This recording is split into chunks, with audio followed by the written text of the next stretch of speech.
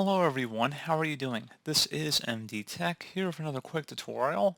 In today's tutorial, I'm going to show you guys how to resolve if you're coming across an issue with 7-zip, cannot open the file as archive. So this should hopefully be a pretty straightforward process here, guys. And without further ado, let's go ahead and jump straight into it. So what I would recommend doing would be to open up a web browser of your choice. I'm going to open up Google Chrome for today's tutorial. And I'm going to search for WinRAR, WINRAR. Go ahead and open that up. And go ahead to winrar.com and go ahead and select the download WinRAR button. Select download WinRAR. And then once it's done downloading, go ahead and run the setup file and select yes if you receive a user account control prompt. Accept the end user license terms and select OK. And then done. And now open up WinRAR.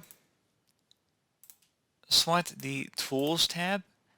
And then you want to select where it says Repair Archive. Select File. And then select Open Archive. Select the file you're having the issue with, which in our case is on the desktop. I'm going to select Open, and then I'm going to select Tools, and then Repair Archive. Make sure it says Treat the corrupt archive as zip, and then you want to select the folder to put the repaired archive, and then you would just select somewhere on the computer. I'm just going to select my Documents folder, select Folder, and then OK.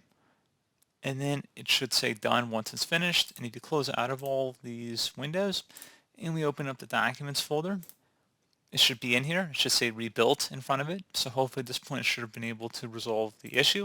And you can also use WinRAR as well in lieu of 7-zip if you choose to do so.